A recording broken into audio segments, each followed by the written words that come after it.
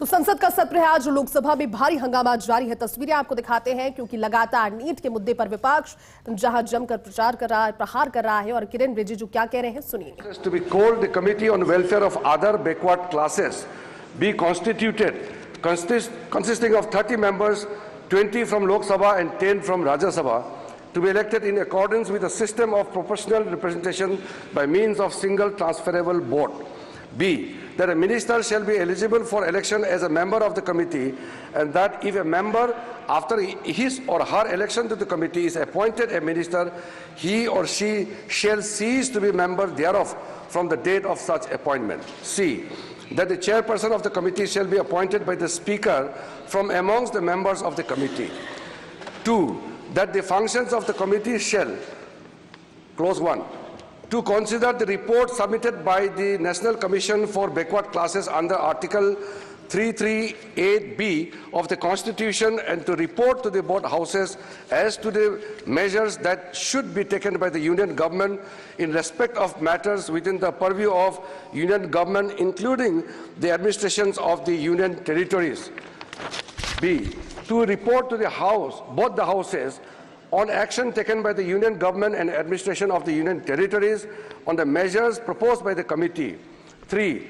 To examine the measures taken by the Union Government to secure due representation of other backward classes, particularly the most backward classes in services and posts under its control, including appointments in the public sector undertakings, statutory and semi-government bodies and in the Union Territories, having regard to the provisions of the Constitution. 4. To report to both houses on the working of the welfare programs for other backward classes in the Union Territories. 5. To consider generally and to report to both houses on all matters concerning the welfare of other backward classes which fall within the purview of Union Government, including administrations of Union Territories.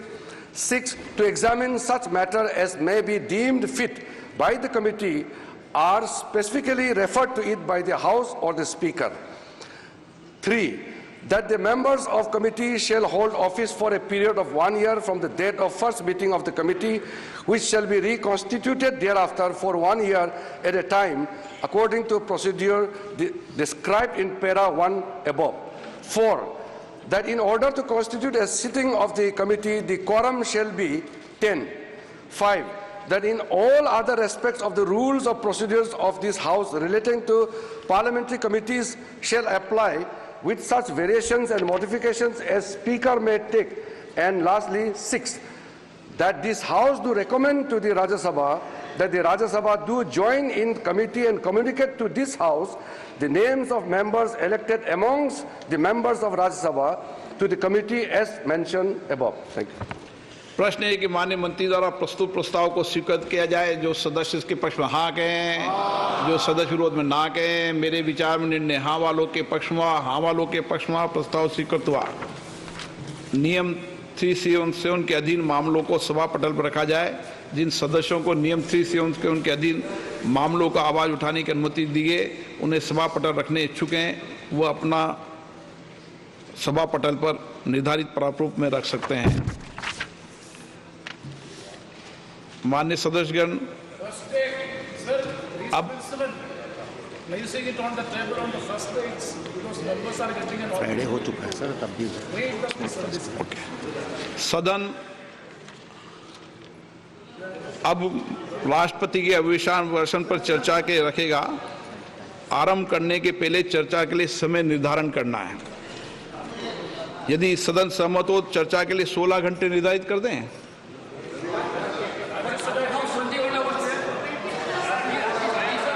देर रात तक आज ही बैठना पड़ेगा।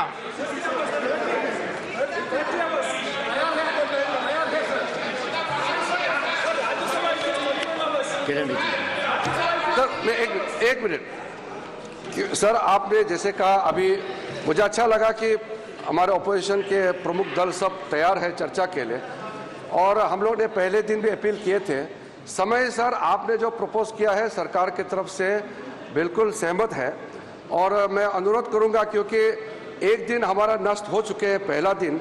आज के दिन और कल के दिन को हम लोग जितना हो सके उपयोग करें। अगर देर रात तक चलाना भी हो, आप तो सर पहले भी सारा नए मेंबर्स को बोलने के लिए आपने पर्याप्त मौका दिया है। इस बार में कई नए मेंबर चुन के आए हैं, कांग्रेस पार्टी से भी बहुत नए मेंबर्स आए हैं, अन्य दलों का भी नए मेंबर्स आए, हमारा भी आया, तो सब लोग बोलना चाहेंगे। राजद, एक मिनट, नहीं ओके, नो स्टेट, वो ऐसे वो नहीं होगा ना, वो तय है। सर, मेरा सिर्फ इतना ही रिक्वेस्ट है कि क्योंकि सब मेंबर्स, खास करके नए मेंबर्स को बोलने के लिए मौका बहुत अच्छा, ये एक हमारे लिए हाथ में है, हम तैयार हैं, आप देर रात चलाने से भी हम तैयार हैं। ओके, माननीय सरकार ने भी ये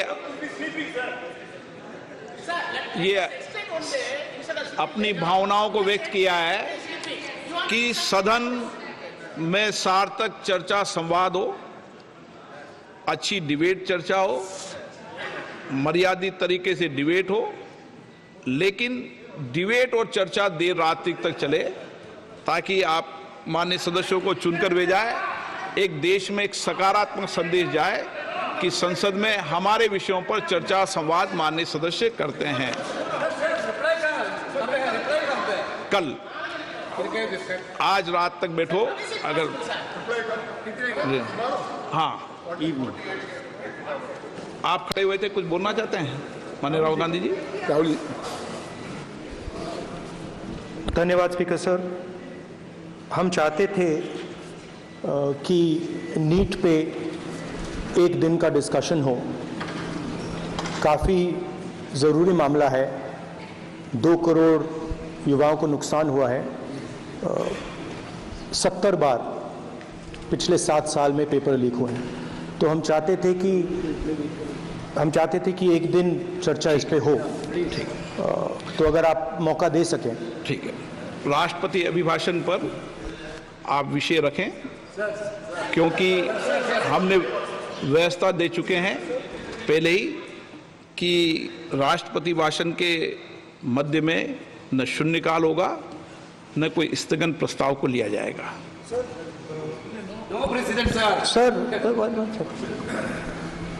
प्रेसिडेंट तो अध्यक्ष बनाता है, वही प्रेसिडेंट होते हैं वेणुगोपाल जी।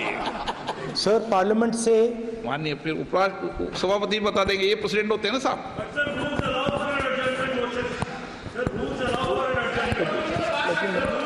रूल के बाद भी अध्यक्ष निर्देश होते हैं ना वकील साहब। चलिए, आपको बोलने दे रहे हैं आपके नेता लोग, आपको बोलने दे रहे हैं लोग। सर, पार्लियामेंट से देश को मैसेज जाता है, ठीक है, और हम स्टूडेंट्स को मैसेज देना चाहते हैं कि जो नीट का इशू है वो पार्लियामेंट के लिए जरूरी है। ठीक है, इसलिए मैसेज देने के लिए हम चाहते थे कि एक दिन पार्लियामेंट चर्चा करे। मैं देखता हूँ, ठीक है। हाँ, नो, कंक्लूड कर दिया उन्होंने पहले विषय। अध्यक्ष महोदय, ये पूरा सदन इस बात से अवगत है कि संसद की कार्रवाई कुछ रूल्स और प्रोसीजर्स के आधार पर चलती है। रूल्स और प्रोसीजर्स के अतिरिक्त कुछ हेल्दी ट्रेडिशंस हैं संसद की, जिसके आधार पर कार्रवाई चलती है, और मानता हूं कि ये हेल्दी ट्रेडिशंस हमारे संसद की एक सबसे बड़ी ताकत है। जब कभी भी राष्ट्रपति जी के अभिभाषण पर चर्चा होती है तो आज तक कभी ऐसा नहीं हुआ है, क्योंकि अपने लंबे संसदीय जीवन में जो मैंने देखा है उस आधार पर मैं कह सकता हूं कि अन्य किसी विषय पर उस समय चर्चा हुई हो। इसलिए मैं अपने सभी सम्मानित विपक्ष के सदस्यों से भी आग्रह करना चाहता हूं, आप जिस विषय पर चर्चा करना चाहते हो आप चर्चा करें, लेकिन एक बार राष्ट्रपति से संबंधित जो धन्यवाद प्रस्ताव है उसको संसद में पारित करने के बाद ही करें, यह मेरा सभी से विनम्र अनुरोध है। माननीय श्री राष्ट्रपति अभिभाषण पर चर्चा, श्री अनुराग ठाकुर जी, मैंने उनको बुला लिया। माननीय अध्यक्ष महोदय, ऐसा नहीं है, आपको पर्याप्त मौका दिया। अब अन्य अनुराग ठाकुर जी। माननीय अध्यक्ष महोदय, आपके माध्यम से मैं प्रस्ताव रखना चाहता हूं। एनडीए की सरकार बनाई, देश का ये चुनाव ऐतिहासिक जनादेश हमारे यशस्वी प्रधानमंत्री श्री नरेंद्र मोदी जी के पिछले 10 वर्षों के सेवा, सुशासन और गरीब कल्याण के महाअनुष्ठान पर मोहर है। देश को जरूरत थी एक स्थिर और निरंतर सरकार की, और देश ने एक स्थिर, निरंतर और प्रभावी सरकार को फिर चुना है और मोदी जी को फिर देश का प्रधानमंत्री चुना है। ये जनादेश विकसित भारत के संकल्प की सिद्धि के लिए है। ये जनादेश मोदी जी के नेतृत्व में तीसरे कार्यकाल में भारत को विश्व की तीसरी बड़ी अर्थव्यवस्था बनाने के लिए है। ये जनादेश विपक्ष के भय, भ्रम और भ्रष्टाचारी राजनीति पर तमाचा है। ये जनादेश मोदी जी द्वारा चलाए जा रहे सामाजिक न्याय पर समाज की मोहर है। यह जनादेश देश को तोड़ने की नहीं, जोड़ने की राजनीति चलेगी, इस पर मोहर है। यह जनादेश संविधान विरोधियों को लगातार तीसरी बार विपक्ष में बिठाने के लिए जनादेश है।